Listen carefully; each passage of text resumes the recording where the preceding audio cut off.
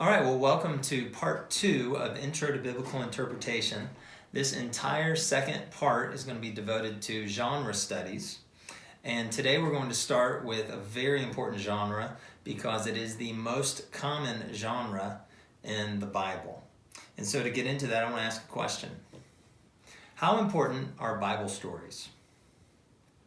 And how important? Really important, right? The very first way that any of us learn about God is through Bible stories. I mean, the way that we really know that God is not just an abstract concept, but a personal being is through the real stories of his interactions with men. And the personal implications of just learning about God's dealings with men through the stories of the Bible are vast. I mean, the only way that we know anything about the great redemptive acts of God in history is through Bible stories. If there weren't the historical narratives that just fill up the pages of the Bible, we would have such an empty understanding of our Creator. I mean, what if the Bible didn't have stories? What would it be? It would just be a shell of itself, wouldn't it? What if the Bible didn't have the story of creation? What if it didn't have the story of the fall? What if it didn't have the story of the flood, of the call of Abraham and the life of the patriarchs, of Moses and the Exodus and the parting of the Red Sea, of the wilderness wanderings and the Canaanite conquest? And the list goes on of Old Testament stories. And then what about the New Testament? What if the Bible didn't have the stories of Jesus? And what if it didn't have the story of his Passion Week? And then of the start of the church and the ministry of the apostles? I mean, the Bible would be so empty without the stories. And so here's a huge thought. Bible stories are full of significant information that reveal the character of God and his dealings with people so that we can know him properly. So Bible stories are extremely important. It's the most broad and the most common genre in the Bible. 40% of the Old Testament is narrative, at least. And then if you add in narratives concerning law giving and things like that, it's like right up there, about 50% of the Old Testament is narrative. And so how important is it to learn how to read Bible stories well? And so here's really the question of the study tonight. How do we study the stories in the Bible in a way that we learn from them what God wants us to learn? Isn't that an important question? Now, all of us have some sense of just intuitive ability to take in a story and get where the author is going, to understand his point. But wouldn't it behoove us to really think about the genre of storytelling and how an author gets his points across? I have a quote here from Klein, Hubbard, and Blomberg, the book I've referenced several times in this study. They say this: though their communication is indirect, narratives nevertheless speak God's truth powerfully when they are properly interpreted.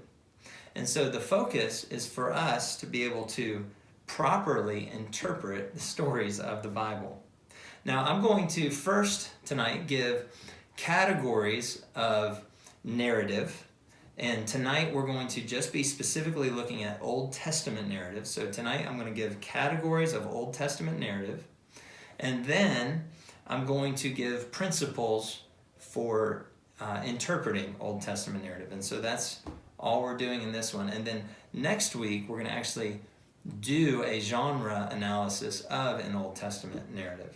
And I cannot take credit for all these. I have to, again, give credit to Klein, Blomberg, and Hubbard, and give credit to Stein. What I'm going to try to do tonight is give kind of a synthesis of the things that they share in, believe it or not, a much more condensed way than what it is in these two books.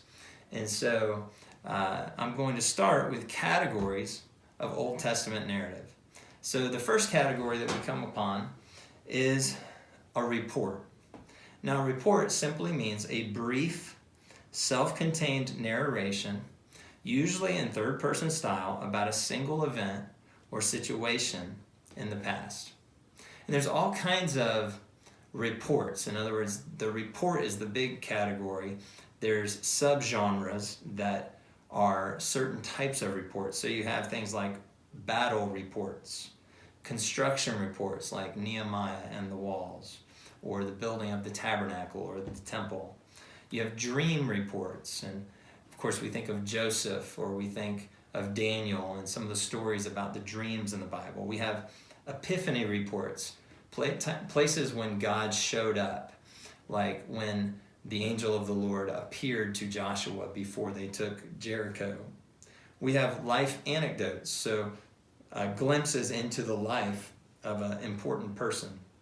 And then we have dramatic stories, which are really just more embellished reports that give more dramatic details for the sake of effect. And one I have in mind is the story of David and Goliath. It's just a very dramatic report with just very poignant moments that come through loud and clear.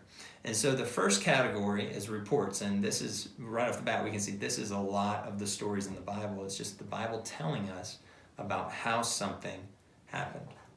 Okay, the next category of Old Testament narrative is history.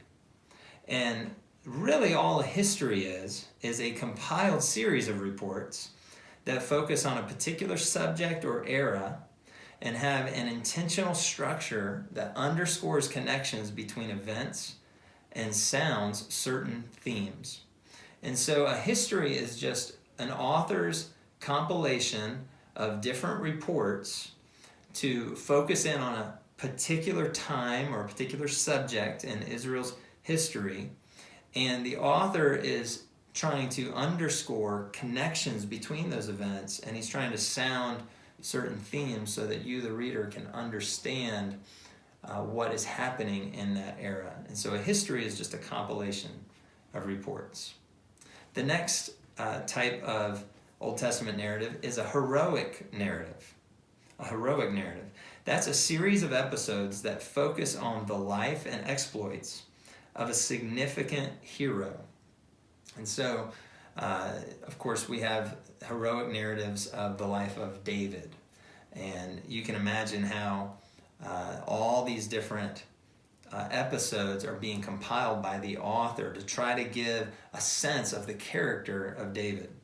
And so what heroic narrative is really it's a specific type of history that revolves around a single person whose life is so important and significant that the author wants to key in on that. And usually there's an idea that the life is representative of Israel in a bigger sense, or representative of spiritual things. There's a symbolic nature to a heroic narrative and the person that's keyed in on.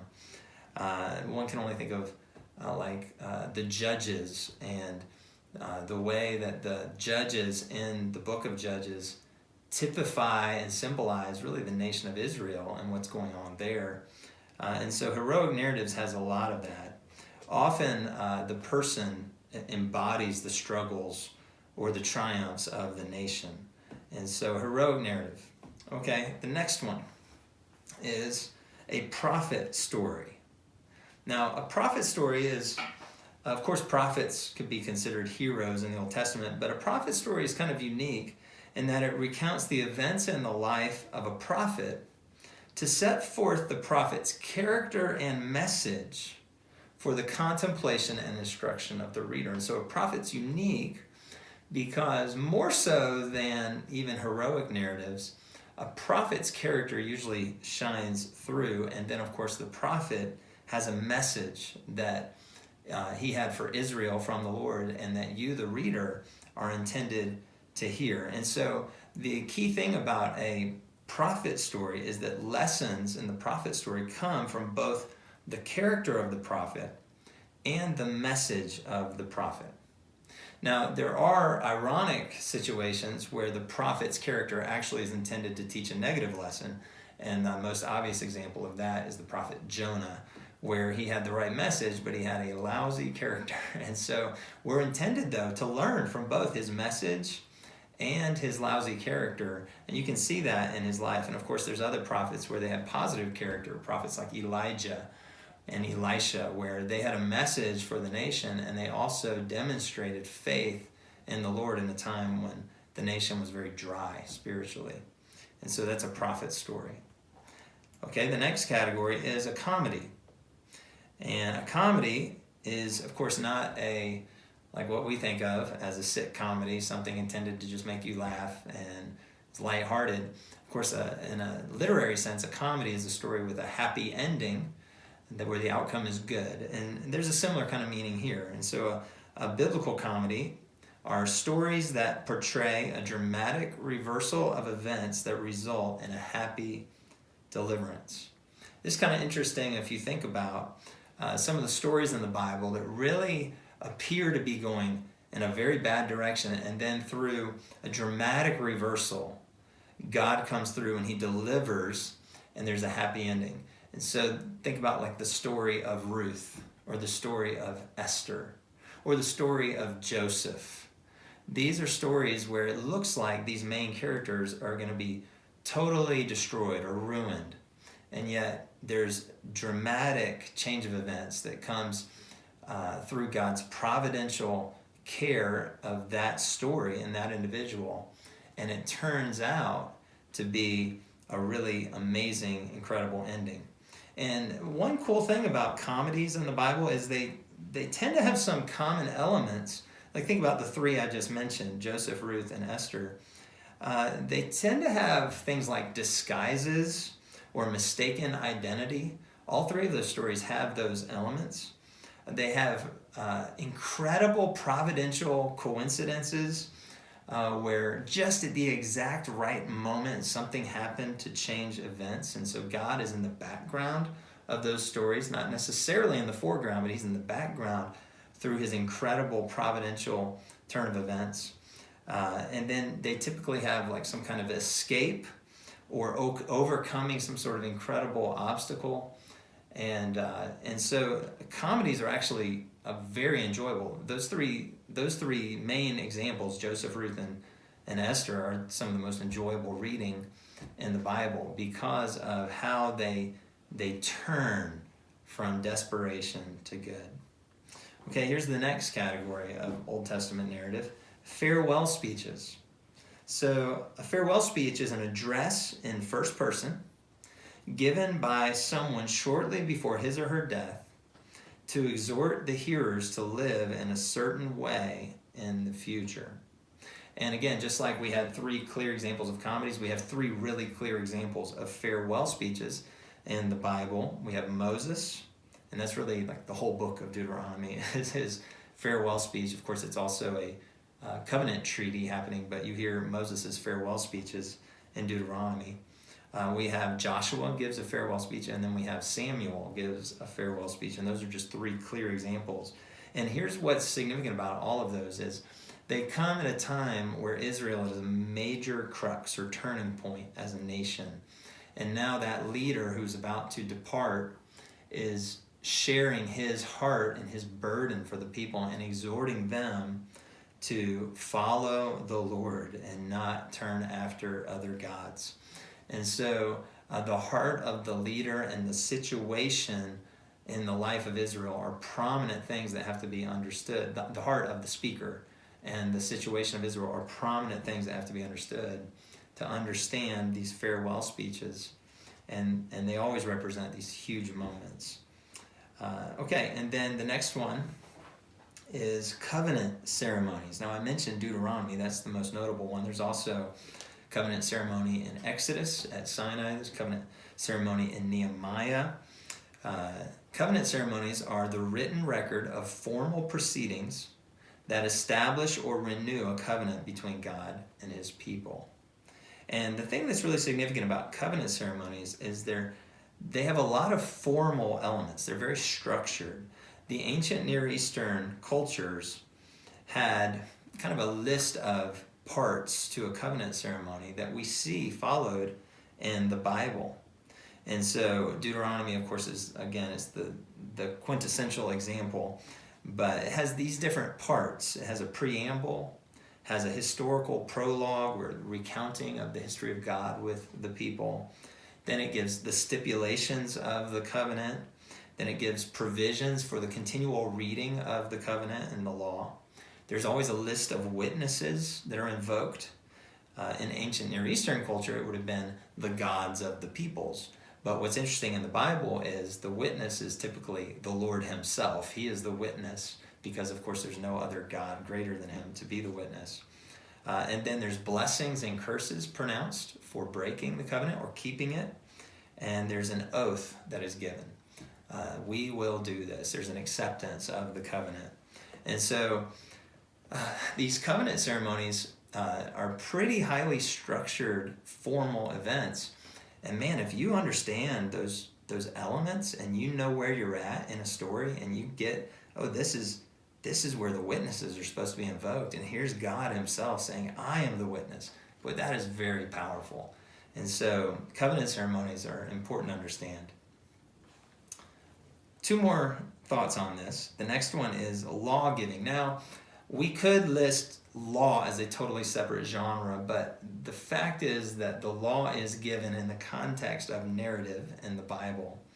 And so I'm going to list it under narrative, but I'm going to clarify a few really important things about law giving. And so when we say law giving, we mean the declaration of God's instruction concerning cultic, criminal, civil, family, and charitable matters. So anything where God is saying, you shall do this, this is what I expect, is a kind of law giving. Now, laws typically come in series.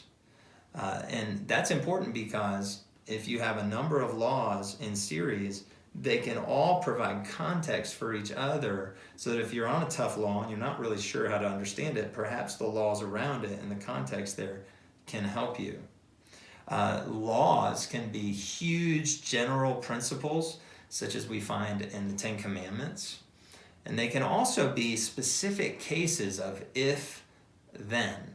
If a man's ox gores a person and it's never happened before, well, then the man should pay a fine, and then that's it. But if the man's ox gores a person and the ox has been known to gore people before and the person dies, then the man should be put to death because he knew that the ox was dangerous. That's a really specific kind of law. And here's a huge thought, though, about Old Testament law. And I don't know that a lot of people get this, but this is a hugely profound point. And I get it from Klein, Blomberg, and Hubbard. It says this: the Old Testament's legal sections do not constitute a comprehensive legal code. In other words, God isn't giving a manual for every single possible thing that somebody could do and what the punishment should be. That's not what this is. It's not a comprehensive legal code. Instead, they present a select sample of illustrative cases or topics whose legal principles were to serve as a guide to Israel. Now listen to this. This is huge. Their purpose was to teach the Israelite fundamental values, not to provide them with a handy legal reference tool. In short, their aim was instructional rather than judicial. What they're keying in on is that all of God's law in the Old Testament is really designed to teach us about the heart of God so that we learn the values of God and then can apply those values to whatever situations we find ourselves in. And so go back to the example that I gave a moment ago of a man's ox goring a person. There's a principle there about caring about other people when you know something is potentially dangerous. And so that principle goes far beyond just the situation of cattle and oxen, but it goes into all kinds of life situations where if you know something to be dangerous, you should care about taking care of that so that somebody doesn't come along and through your negligence be injured. And that's just one example of how the law teaches. And of course, the Pharisees, they treated the law like a legal book, a code system, and it wasn't enough. They read the Old Testament is like, there's only 600 something laws in here. We need more. And so they came up with all these traditions so that they could have their little reference tool for how many steps you could take on the Sabbath day. And that was never God's intention in the giving of the law. His intention was that we would hear his heart and understand his values and embrace them and then apply them to our lives. And man, when you approach the law in that way, the Old Testament law still is just very rich for interpreting it today and applying it to our own lives with application and principle. So isn't that important? Okay, now here's the last thing that we need to understand about Old Testament narrative is the idea of embedded genres. And so in Old Testament narrative, other genres may be woven into a narrative, such as a song or a proverb or a riddle or a fable or a parable or a list or genealogies. And so you're reading along in the story, and then here's a song. And here's the principle of, I'm going to get to that principle in a few minutes. But what you have to understand is when you're reading Old Testament narrative, you can encounter a totally different genre in the context of that narrative. And then you need to understand what you're dealing with there. And so there's 9 thoughts with regard to types of Old Testament narrative, or in that case, subtypes that you might find.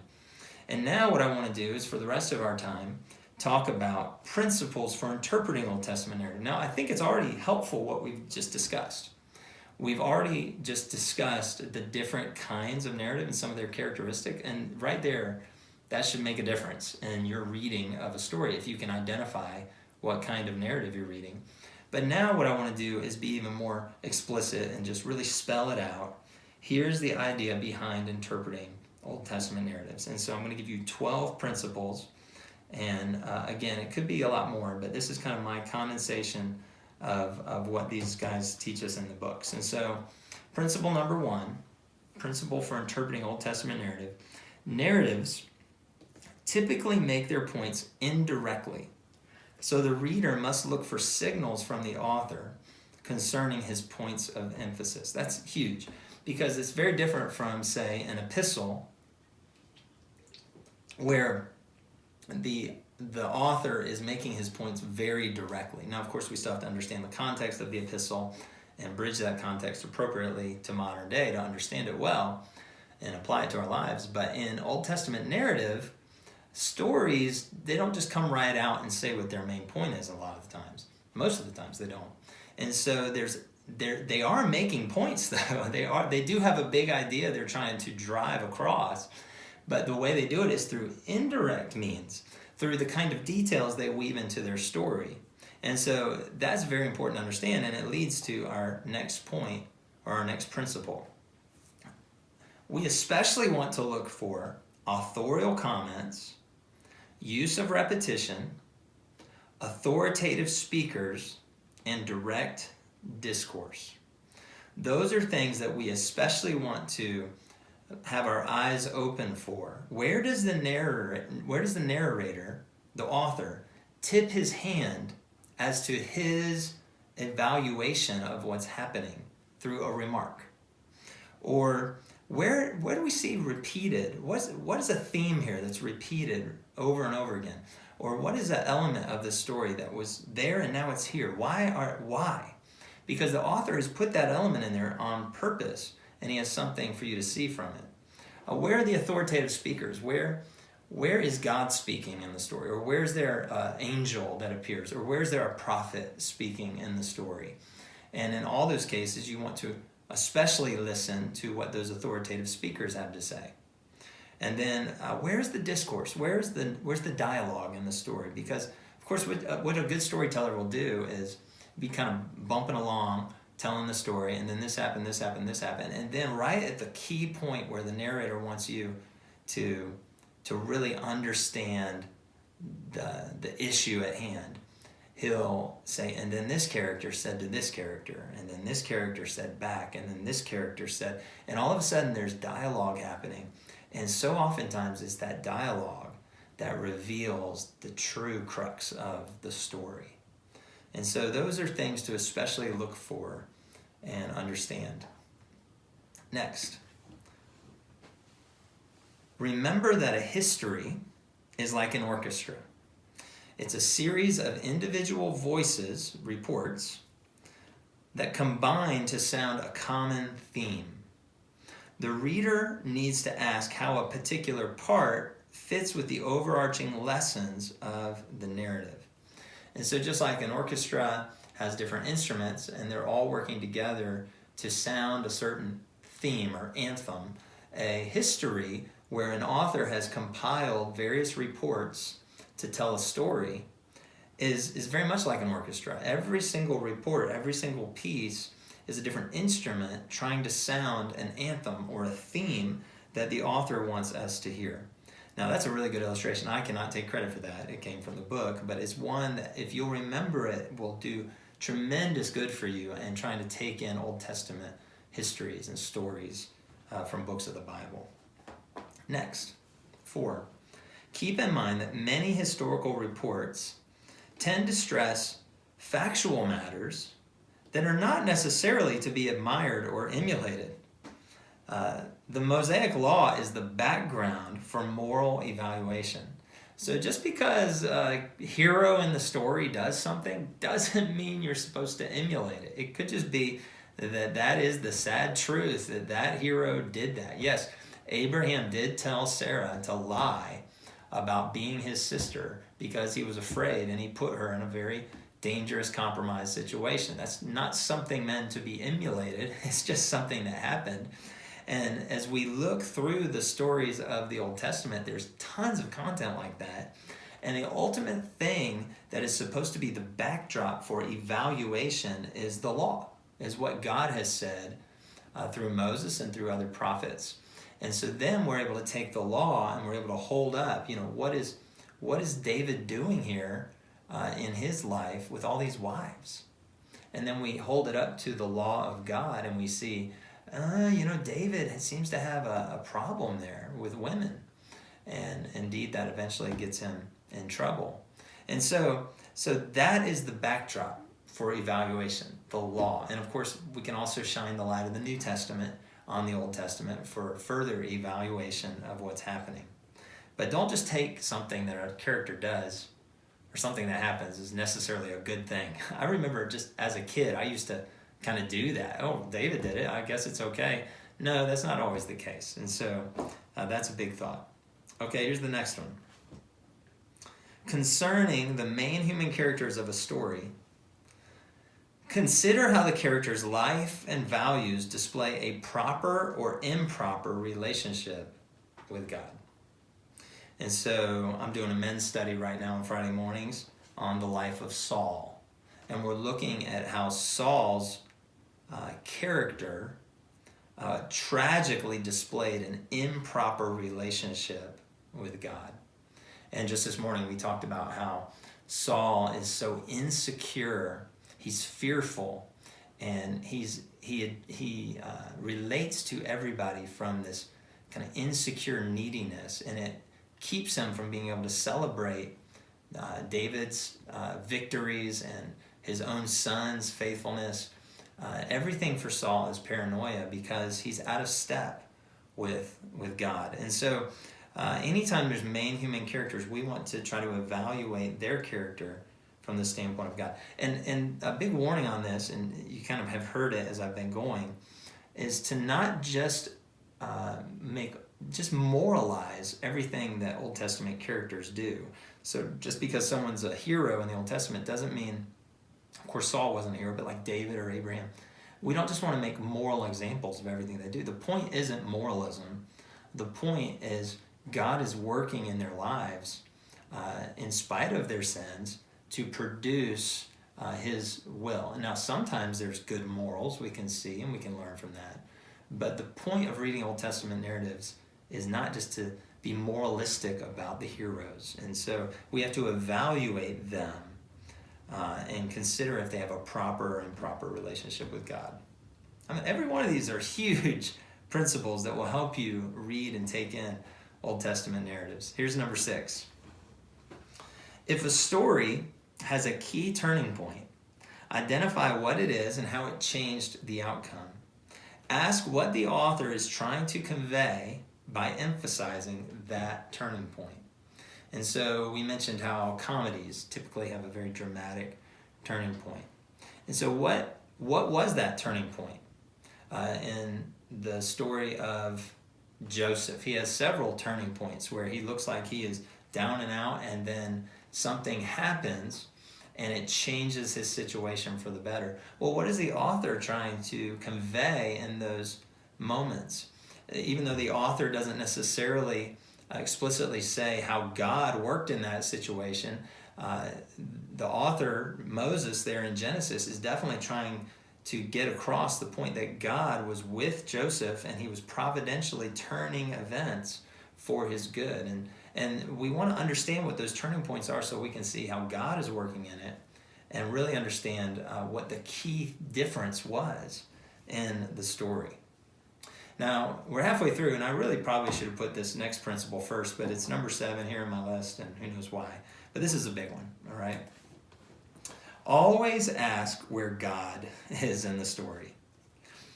Is he a prominent character acting in the foreground? Or is he behind the scenes providentially guiding events? What does his part in the story reveal about his character? See, here's what's so important about this is the hero of the Bible is God.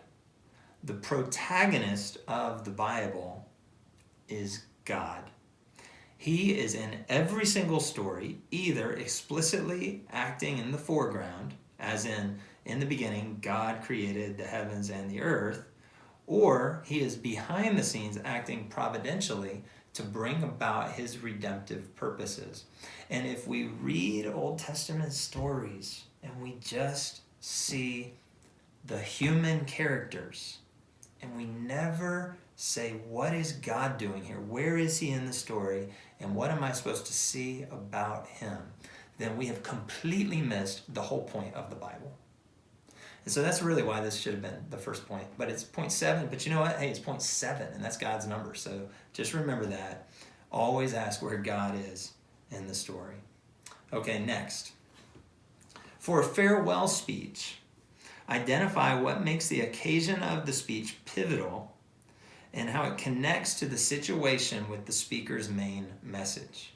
And so if you're dealing with a farewell speech, like, okay, here is Joshua, and they've gone through the conquest here, and now he's about to die. What is it about this situation that is so pivotal with him leaving? Well, who's going to be the leader now? And are the people of Israel going to just revert back to their stubborn, idolatrous ways? And why is Joshua addressing them in the way that he is? Why does he say, if it seems right to you to go serve other gods, then go pick your gods and serve them. But as for me and my house, we will serve the Lord. Like, why is he saying that? And what is the urgency of that situation? And when you see that now, all of a sudden you can start to make really proper interpretive principle from that moment that carries over very quickly into our lives. Okay, next, 9. If there are formal elements to the specific genre type, such as a covenant ceremony, identify how the parts of the story fulfill those elements, or if any elements are missing. And then I specifically give you the covenant ceremony here. For example, a covenant ceremony has a preamble, historical prologue, stipulations, provision for continual reading, list of witnesses, blessings and curses, and an oath. And if you're reading a covenant ceremony in the Bible, you want to stop and say, wait. Covenant ceremonies have formal elements. And where's that sheet Pastor Glenn gave me? Oh, yeah, he said that there's these 7 elements to look for. Can I identify what these elements are? Where am I in this ceremony? And then when you start to recognize that there's a structure that's unfolding before your eyes there in the story, and then you identify where you're at in the structure, boy, it really unlocks a lot of understanding, just the bottom line, because you understand what is happening in the story. And so always remember that for more formal elements of genres. Okay, 10. Remember that laws in the Bible are given in the context of a covenant relationship with God, so they are always relational in principle and intended to show a proper response to God's grace. And so this is just a huge point for reading the law, because so many people think of the Old Testament as just kind of a legalistic book of do's and don'ts. And what you have to remember, anytime you encounter law in the Old Testament, it's always given in the context of a covenant relationship. The relationship comes first and then the law. God says, I drew you out of Egypt. I am the one who redeemed you with a mighty outstretched arm. And now you are my people. You shall have no other gods before me. And so the reason that is so huge is because the law is intended to give us instruction on how to respond to this God of grace, this God who puts us in relationship. And now we have an opportunity to hear his heart and embrace his values and go out and walk in obedience. And that is everything for understanding the law. And so always remember that the laws in the Bible are given in the context of covenant relationship. One more on laws. Remember that laws are intended to instill values that go beyond the specific language of the law. So seek to understand laws in light of their original background, but then discern the pattern or principle contained in the law for other implications. That's what I was saying earlier, that every law is really intended to instill a principle. So look into that law, not just for what it says on the surface, but for the values that are being revealed about the heart of God. And then how do those carry in to our Christian context today? And you'll see that they do. And so remember that. Okay, here's our last one, and we will be done with this session. Interpret embedded genres on their own terms, and once you understand their meaning, connect it with the larger story. And so you're reading along in a narrative and you come across a parable. Well, understand the parable on its own terms. It's a parable. It has a little bit different function than the rest of the narrative. Make sure you understand that function, and then once you feel like you have interpreted that well, then you try to relate that back to the broader context. And of course, the context might help you understand and interpret that parable. Same thing if you come across a song, or if you come across a genealogy. You want to look at that carefully on its own terms. You don't read it the same as you're reading the rest of the narrative, because now you have a special genre that's embedded in that narrative. And then once you can understand that the right way, you can start to branch back out into your understanding of the greater picture. So here are 12 interpretive principles for Old Testament narrative. What we're going to do next time is we're going to do a genre analysis of a specific Old Testament narrative, and we're going to identify the principles that especially apply there, and we're going to see if they help us to understand that narrative. So I hope you come back. All right, God bless.